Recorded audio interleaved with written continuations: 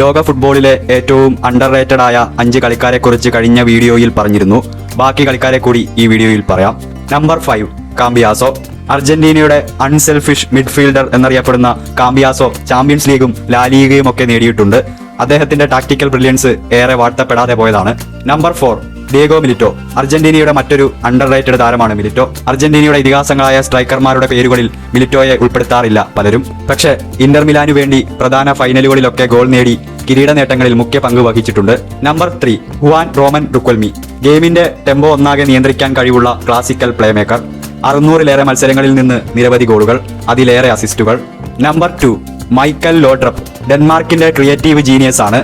അതിമനോഹരമായ ഫുട്ബോൾ കളിച്ചു, പക്ഷേ ഹൈലി അണ്ടർ റേറ്റഡ്. ലിസ്റ്റിൽ ഒന്നാമത് ഫ്രാൻസിന്റെ ക്ലോഡ് മക്കലേലയാണ്.